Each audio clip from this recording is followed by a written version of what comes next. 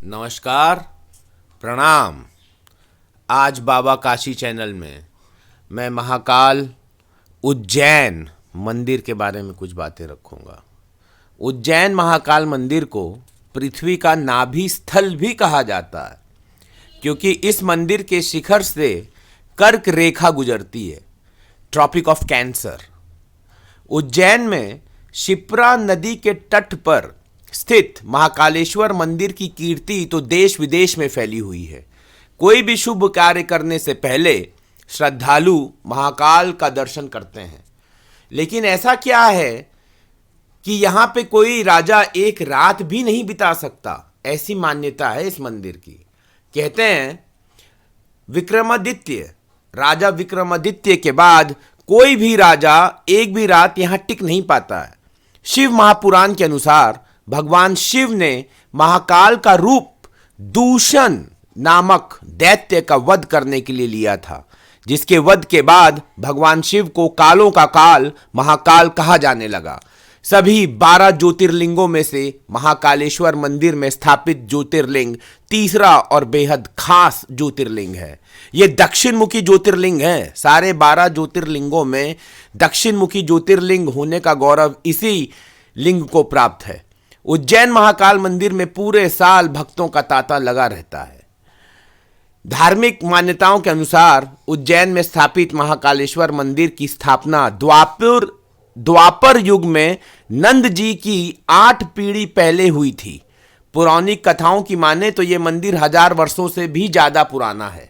इस मंदिर का विस्तार राजा विक्रमादित्य ने करवाया था, जबकि आज का जो महाकाल मंदिर है उसका निर्माण 150 वर्ष पूर्व राणोजी सिंधिया के मुनीम रामचंद्र बाबा शेन बी ने करवाया था।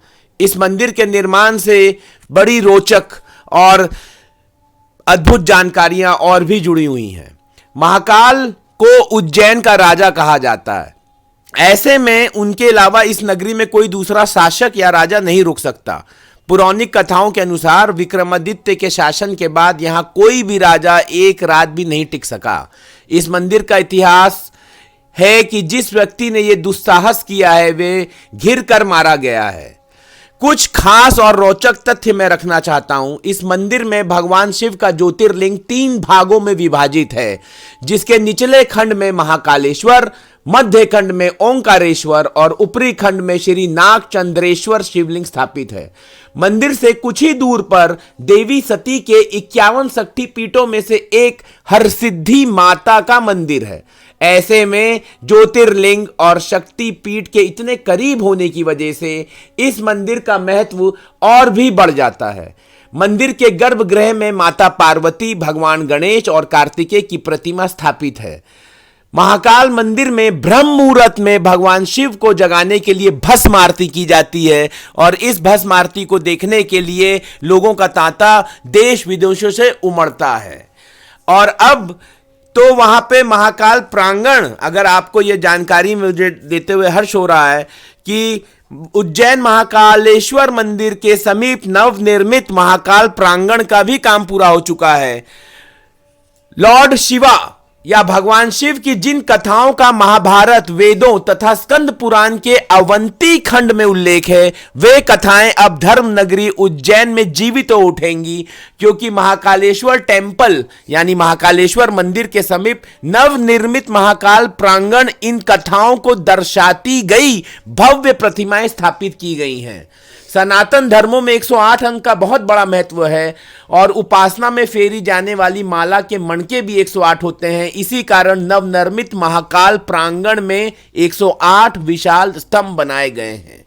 जब भी आप महाकालेश्वर मंदिर जाएं तो ये महाकाल लोक या महाकाल प्रांगण में जाना ना भूलें, क्योंकि यहां पे 200 बड़ी और छोटी प्रतिमाएं पूरे प्रांगण में बनाई गई हैं। 2019 से उड़ीसा व गुजरात के कलाकार इन प्रतिमाओं को तराश रहे थे, और ये जो प्रांगण है महाकाल लोक के नाम से जो फेमस है, प्रचलित है, ये जो प्रांगण है ये 920 मीटर लंबा और 20 हेक्टेयर क्षेत्र में फैला हुआ है। तो जब भी आप उज्जैन महाकाल जाएं, बाबा के दर्शन करें और उनसे आशीर्वाद प्राप्त करें और महाकाल लोक के परिसर में भ्रमण करें। हर हर महादेव, प्रणाम।